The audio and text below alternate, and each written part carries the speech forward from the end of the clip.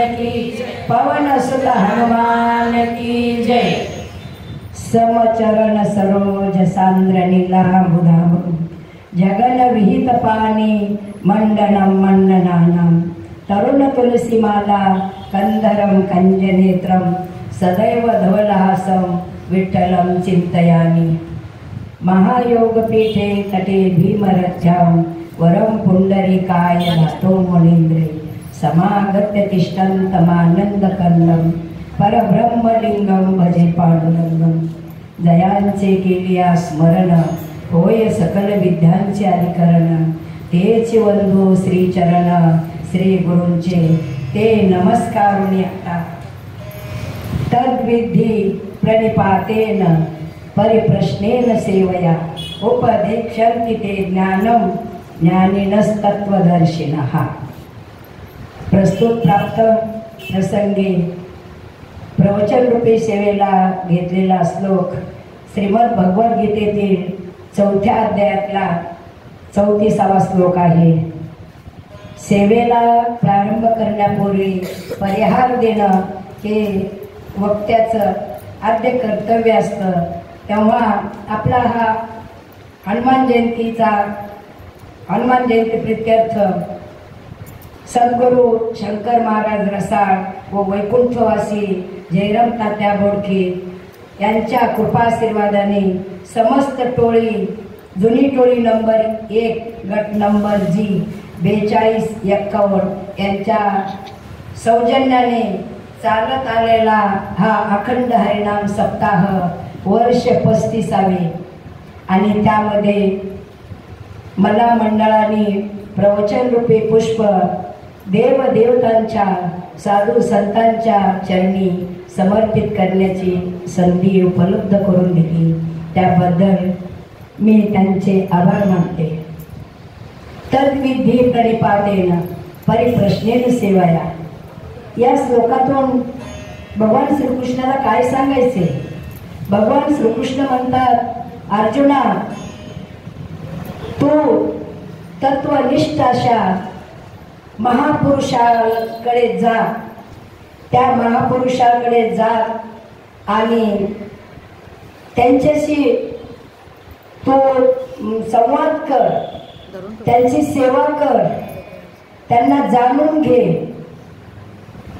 ते तत्वनिष्ठ ज्ञानी महात्मे खूप मायाळू असतात आणि ते तुला नक्कीच तत्वज्ञान समजून सांगतील। सेवा कर, जाणून घे। त्यावेळेला हा या श्लोकाचा साधारण अर्थ आहे, पण काय होत होतं आपल्याला म्हणजे संस्कृत भाषा समजत नव्हती, श्लोकाचा अर्थ आपल्याला कळत नव्हता, म्हणून भगवंताला माऊलीच्या रूपात अवतार घ्यावा लागला आणि माऊलीने त्याच्या खाली अशा सुंदर ओव्या केलेल्या आहेत। या ओव्याचा साधारण कोणाला पण अर्थ कळू शकतो। त्या ओव्यामध्ये काय म्हणतात ते ज्ञान पैगा भरवे जरी मनी आती आणावे संताया बजावे सर्वस्वेसी। माऊली म्हणतात तुम्हाला ज्ञान पाहिजे ना, ज्ञान पाहिजे तर काय करा, तुम्ही संतांना शरण जा, त्यांची भक्ती करा, मग काय होईल? त्यांना शरण गेल्यावर काय होईल? ते ज्ञानाचा कुरुठा, ते तर सेवा हा दारवटा स्वाधीन करी सुबटा ओळंगुनी। हे ज्ञानी महापुरुष काय असतात, संत काय असतात, त्यांच्याकडे ज्ञानाचे गोडाऊन भरलेले असतात, कोठार भरलेले असतात। मग तुला ते ज्ञान पाहिजे ना, मग त्या ज्ञानाला एक असा उंच वटा असतो, त्या कोठाराला गोडाऊनला, त्याला आपण उंबरठा म्हणतो। ते तर सेवा हा दारवंटा, म्हणजे ते दार जे आहे तिथं तो सेवेचा उंबरठा आहे आणि तो उंबरठा ओलांडून जाण्याकरता सेवा करावी लागते आणि ती सेवा केली का मग आपोआप तू त्या कोठारामध्ये प्रवेश करशील। कोठार म्हणजे संताचं हृदय थोडक्यात समजा। मग संत दयाळू असतात, मग ते तुझ्यावर ज्ञानाचा वर्षाव करतील। मग त्याच्यानंतर काय करायचं? तरी तनुमनु जीवे चरणासी लागावे, आगरवटा करावे दाशे सकल. मग काय कर म्हणे तू, तनानी आणि मनानी त्यांची सेवा कर. सेवा केली म्हणजे तुझ्यावर ते प्रसन्न होते. आणि मग काय, मग अपेक्षित ते आपुले. तुझ्या मनात जी काही इच्छा असेल ना ती सांगती पुसिले. तू ज्या वेळेला त्यांना प्रश्न करशील का माझ्या मनात असं आहे काय, तुला जे काही पाहिजे, तुला ज्ञान पाहिजे, तुला मुक्ती पाहिजे, तुला मोक्ष पाहिजे, तू त्या महान संतांना, महान तत्व ज्ञानी महात्म्यांना तो प्रश्न कर आणि मग ते तुला ते ज्ञान तुला देतील. असा या ओवीचा आणि श्लोकाचा साधारणपणे अर्थ आहे. आता या हनुमान जयंती प्रेत्यर्थ आपला हा सप्ताह आहे आणि या श्लोकातून फक्त सेवा हा अर्थ त्याच्यातून निघतोय. जो सेवा करतो ना त्याला ज्ञान लांब नाही, संत लांब नाही, तर देव पण लांब नाही. म्हणून सेवा हा सगळ्यात महत्वाचा मुद्दा ह्या श्लोकामध्ये आहे.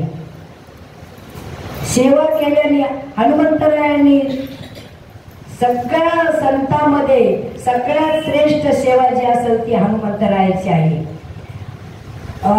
आपले हे आहे पा, दास्यत्व निकट हनुमंते पै केले म्हणून देखील रामचरण. हनुमंताचं आणि प्रभू रामचंद्राचं एवढं साख्य होतं, एवढं साख्य होतं. एक वेळेला नारद महर्षी आणि हनुमंतराय यांच्यामध्ये नेहमी चर्चा, वादविवाद चालायचा.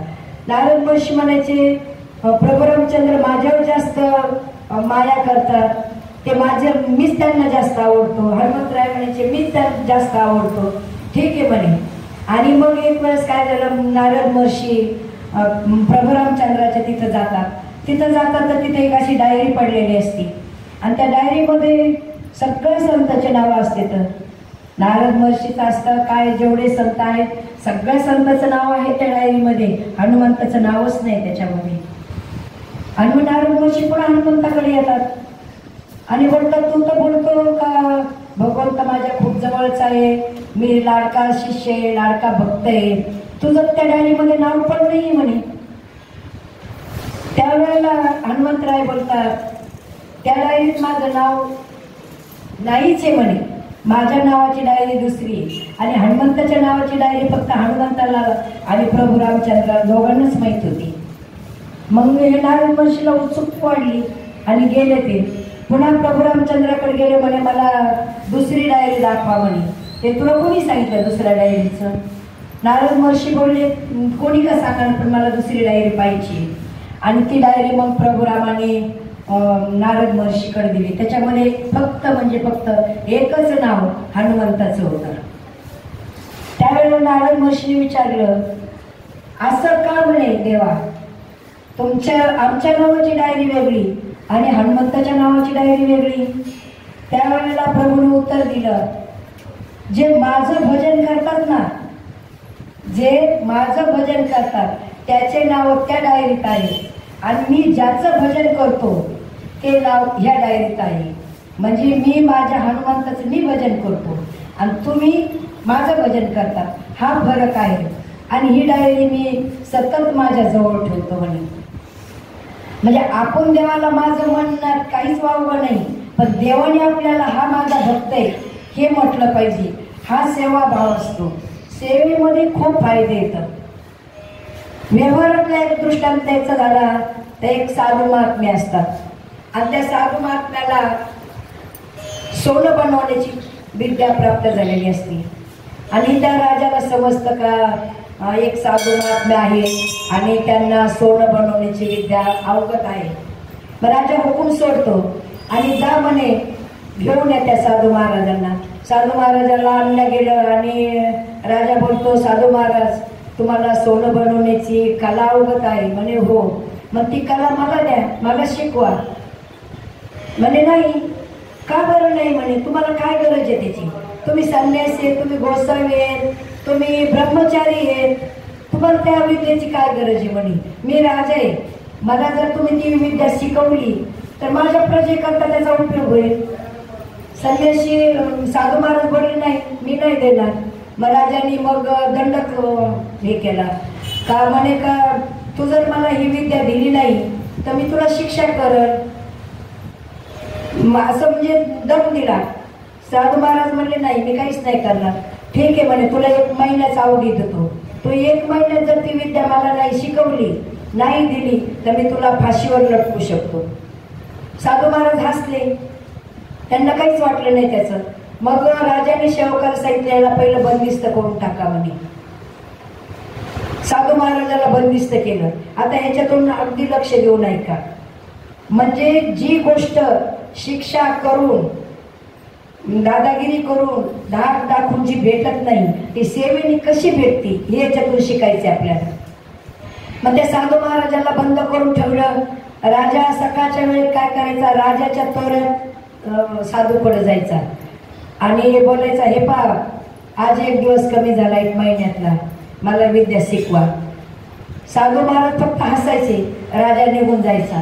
तोच राजा रात्री सेवकाचा वेश घ्यायचा आणि साधूकडे जायचा.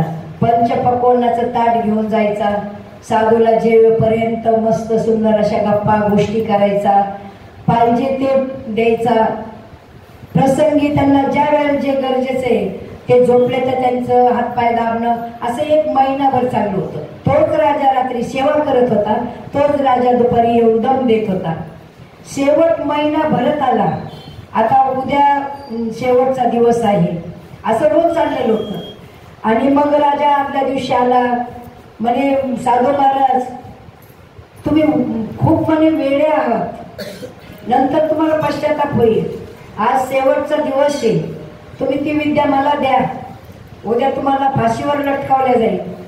साधू महाराज हसले, मला स्वीकार आहे म्हणे. तोच राजा संध्याकाळी सेवक बनून साधूकडे गेला. जेवणाचं ताट घेतलं, साधूकडे गेला. साधू जेवले, त्यांचे हात पाय मस्तपैकी सेवा केली आणि साधू महाराजांनी त्या राजाला जवळ बोलवलं, डोक्यावर हात ठेवला आणि बोलले, म्हणे माझी खूप सेवा केली म्हणे, तो महिनाभर सेवा केली आणि सेवेचं फळ आगाध असतं. मी आज तुला, मला जी विद्या अवगत आहे ती मी आज विद्या तुला देतो. कोण होता ते? राजाच होता. ती विद्या मी तुला आज शिकवतो, सोनं बनवण्याची. आणि पुन्हा दुसऱ्या दिवशी सकाळी राजाच्या आवेशात पुन्हा तिथे गेला. म्हटला, हे पहा आता अजून एक तुम्हाला संधी, आता काही तासच उरले आहेत. साधू महाराज आता तरी शाने व्हा. साधू महाराज बोलले, हे पहा राजे साहेब, मला ज्याला द्यायची होती ना विद्या ती मी रात्रीच दिली. कोणाला दिली? राजा सुद्धा आश्चर्यचकित झाला का मी एवढा दम दिला, कायदा केला, शिक्षा दाखवली, पण त्याचा फायदा झाला नाही. एवढं फायदा सेवेमध्ये, सेवकपणा काय होतं, ह्या जीवाला ना सेवा करायला आवडत नाही, सेवा करून घ्यायला आवडती. म्हणून आपण ज्या ठिकाणी आहोत ना त्याच ठिकाणी आहोत, आपली प्रगतीच होत नाही. सतत सेवा करा, तुम्ही कोणाची बी करा, सेवेचे खूप मोठे फायदे येतात. भक्तिविजय ग्रंथामध्ये इतके सुंदर संतांचे उदाहरण दिलेले इथं, त्याच्यातलं आपण एक उदाहरण पाहूया. एक कृष्ण भक्त होता, रामदास महाराज म्हणून, रामदासी महाराज म्हणून, आणि तो डाकोरला राहत होता. या कथेमध्ये सुद्धा 2-3 अर्थ निघतात. भगवान श्रीकृष्ण आपण द्वारकेला समजतो आणि डाकोरला कोणी? रणछोडदास. तर रणछोडदास त्यांना का नाव पडलं आता ह्याच्यातून समजेल आपल्याला. तर ते रामदास डाकोरला राहत होते आणि त्यांचा एक नियम होता, प्रत्येक 15 दिवसाच्या एकादशीला ते द्वारकेला जायचे कृष्णाच्या दर्शनाला आणि डोक्यावर तुळस घेऊन जायचे. प्रत्येक एकादशीला जायचे, दिवसभर भजन करायचे आणि संध्याकाळी परत यायचे. असं एक दिवशी गेल्याच्या नंतर भगवान श्रीकृष्ण त्या रामदासला बोलतोय, मला तुझ्या गावाला घेऊन चल. म्हणजे देवानी मला तुझ्या गावाला घेऊन चल, मला तुझ्याकडे घेऊन चल. सहज कोणाला आपल्याला म्हणेल का देव? नाही म्हणणार. आणि ते रामदासला म्हणे का मला तुझ्या गावाला घेऊन चल. त्यानंतर म्हटलं भगवंत असं कसं काय करू शकतो म्हणे मी, हे अशक्य म्हणे, मी कसं नेऊ शकतो तुला, का नाही नेऊ शकत म्हणे, मला तुझ्या बरोबर यायचंय. नाही म्हणे, या लोकांनी जर पाहिलं तर ते मला शिक्षा करतील, काय करतील.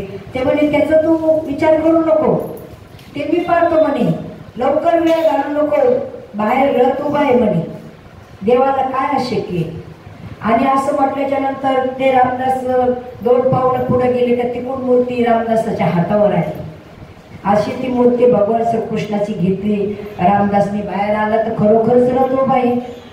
रथात बसलं का नाही तर लगेच रथ वेगात धावायला लागला. रथ येऊन डाकोरला पोहोचला. आणि इकडं द्वारकेमध्ये भगवंत नाही, भगवान श्रीकृष्णाला कोणी पळवलं. आणि मग कोणीतरी शंका काढली म्हणे का काल रामदास आला होता आणि त्याची खूप भगवंतावर श्रद्धा आहे म्हणे, भगवंताला सुद्धा तो खूप आवडतो म्हणे, त्यांनीच आपल्या देवाला चोरून नेले. निघले सगळे द्वारकेतून लोक शोधायला. आता इकडं रामदास लटलट कापतोय, देवा आता माझं कसं होईल, देवा तू आता मला खूप संकटात पाडले. देव बोलले आता तू घाबरू नको, मी जे जे सांगतो ते ऐक, मला उचलून आता नदीत नेऊन टाक म्हणे. तोपर्यंत ते लोक ठाकूरला आले. प्रत्येक घराघरात शोध घेतला, चौकट शोध घेतला, कुठंच भगवान श्रीकृष्ण सापडत नाही. शक्य त्याला काहीच अवघड नाही. तो इतका नाटकी आहे, इतका नटधारी आहे. त्यांनीच कोणाच्या तरी मनात प्रवेश केला आणि कोणाला तरी सांगितलं का चला नदीत तरी शोधू. शंका त्यांनीच त्याच्या मनात घातली. आणि मग तो एक माणूस म्हणतो आता चला सगळ्या गावात शोधून झाले, कृष्ण सापडत नाही, आपण आता नदीत शोधूया. गेले तर नदीत ती मूर्ती सापडली.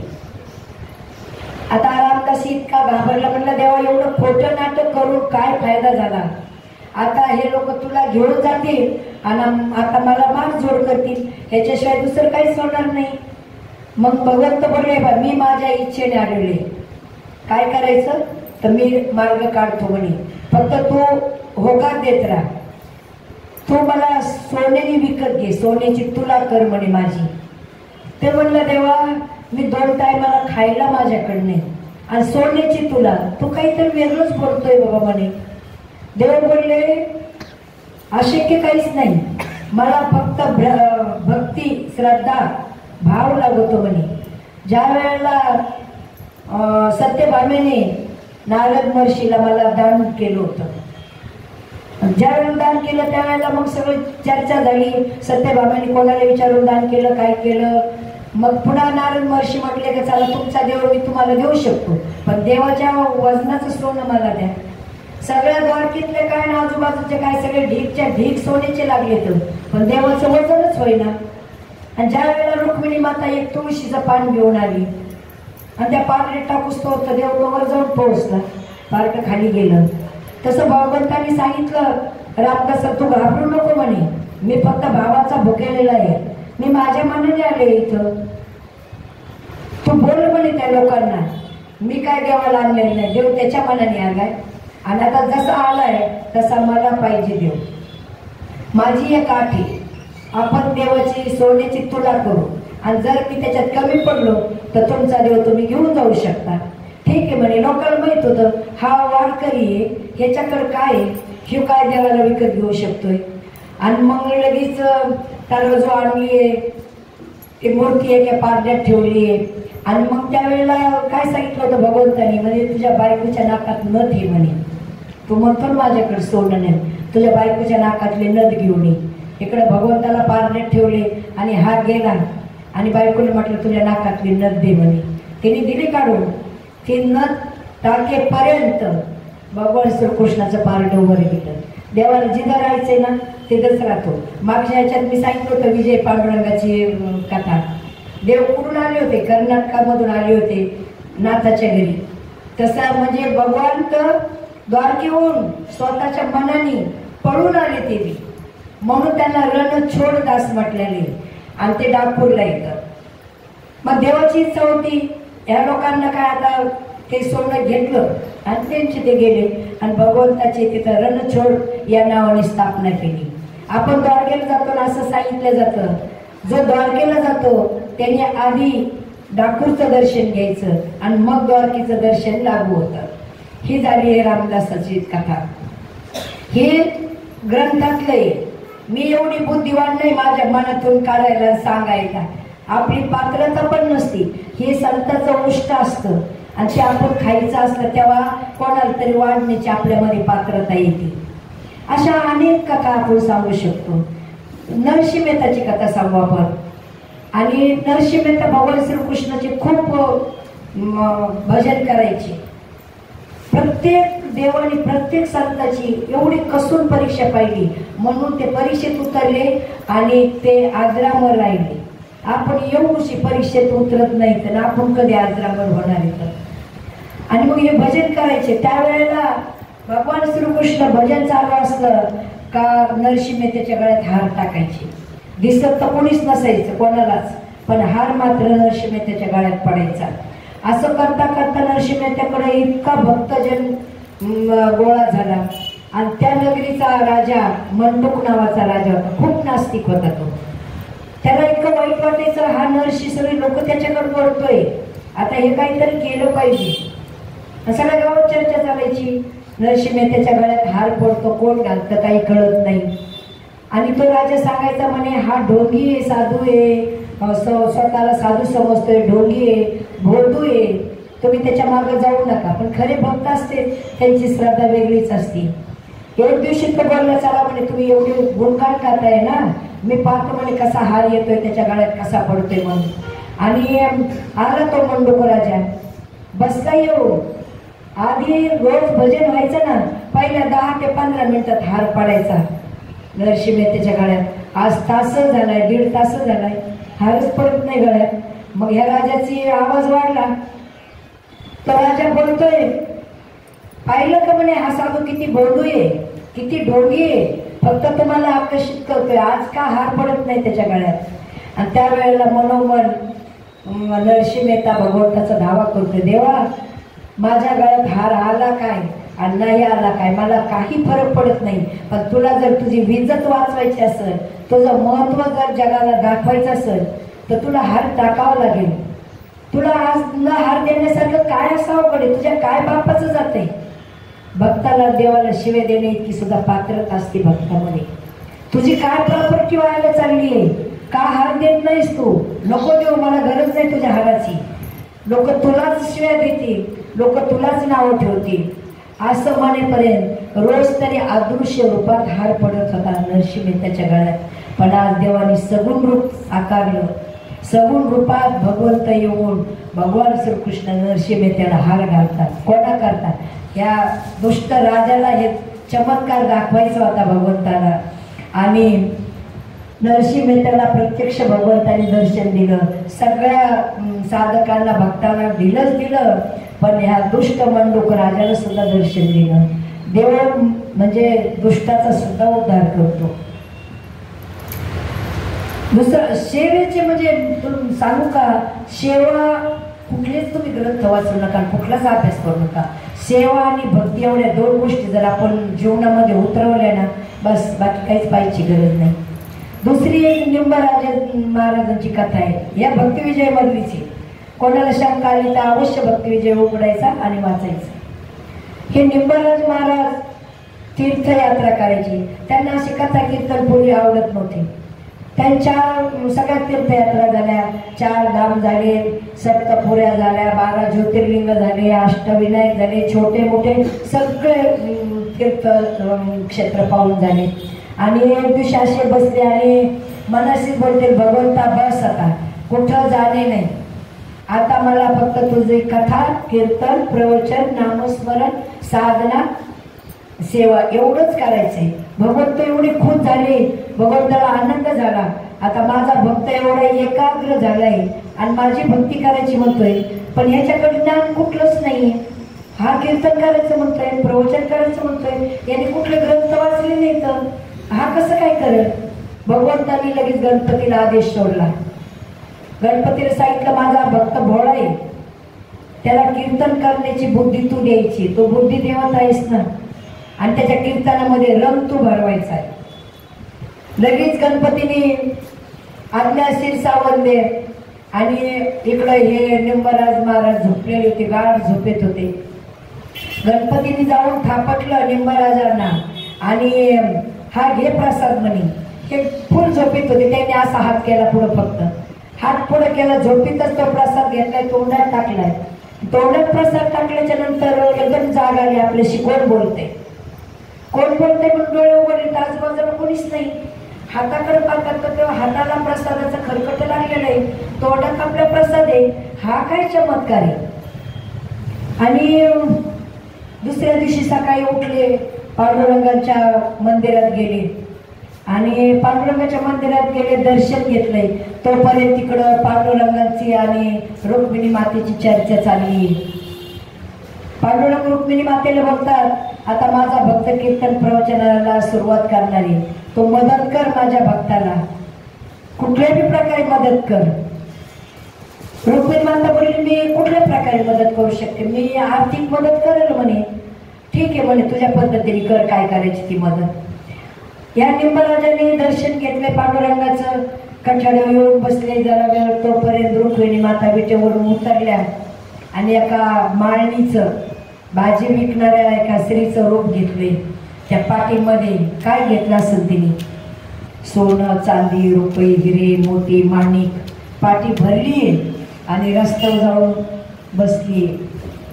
तोपर्यंत निंबराज महाराज इकडे आले तर, आणि ती बोलती, अहो महाराज, माझी एक विनंती आहे, मला थोडी मदत करा ना, माझं थोडं ऐका ना.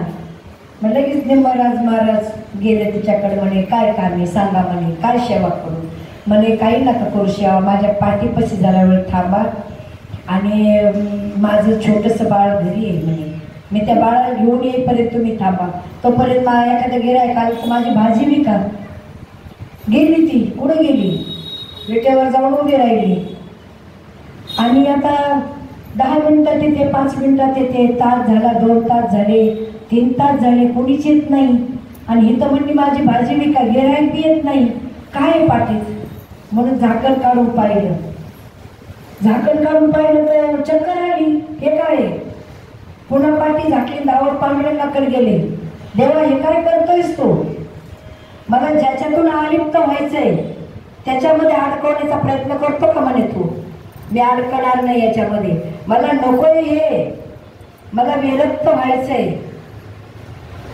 आणि निघून गेले ते पाठी तिथंच, रुक्मिणी माता तिकडं. म्हणजे संत किती विरक्त असते तर त्यांना हे ह्याच्यात कशातच रस नसतो. मग निंबराज महाराज निघून गेले. मग पांडुरंगाचं रुक्मिणी मातेचं संभाषण चालले. रुक्मिणी माता बोलते का, स्वामी आता मी तर हारले, पण तुम्ही अजून एकदा परीक्षा घ्या. भगवंत बोलते तर रुक्मिणी, मी पण नाही जिंकणार, माझे भक्त असे असतात, तुला मला दाखवून द्यायचं होतं, तरी पण म्हणे एकदा तुम्ही परीक्षा घ्या. ठीक आहे म्हणे. आणि मग निंबराज महाराजांचं वाळवटात कीर्तन असतं आणि चंद्रभागेवर जातात, स्नान संध्या करतात आणि आता कीर्तनाला निघायचं आपल्याला, ह्या गडबडीत असतात. पांडुरंगाने काय केलंय का, वारकऱ्याचं रूप घेतलं आणि गळ्यामध्ये कंठी हार, काय जे भरपूर दागिने घातलेले, आणि निंबराजाच्या समोर येऊन उभा राहिले तर आणि बोलते तर, वारकरी महाराज मला आंघोळ करून येईपर्यंत माझी एवढं सांभाळा ना म्हणे. आणि खूप अनमोल असं किमती वस्तू आहेत माझ्याकडे, दागदागिने, एवढं सांभाळा म्हणे, मी 2च मिनिटात आंघोळ करून येतो. ते सांगतात, अहो माझं कीर्तन आहे वाळवंटामध्ये, लोक जमलेले असते, वाट पाहत असते, अहो मी 2च मिनिटात येतो. कोण होतं ते, पांडुरंग.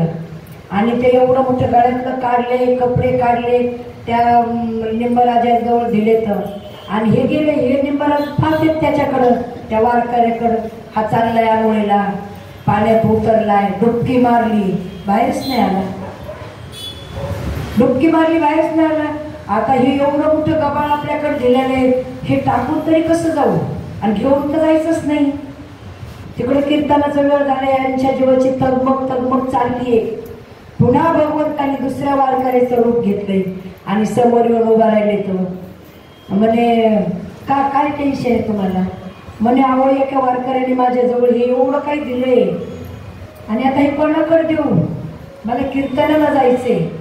आणि ते आंघोळीला गेले, परत आलेच नाही तर त्यांचे कपडे माझ्याकडे, ते बाहेर आले त्यांना कपडे लागतील, ते म्हणजे मग कपडे द्या माझ्याकडं. ते वारकऱ्याच्या वेशात आलेले 2 नंबरचे, ते म्हणे कपडे बी घ्या, हे सगळंच घ्या. ते म्हणे नाही नाही, ते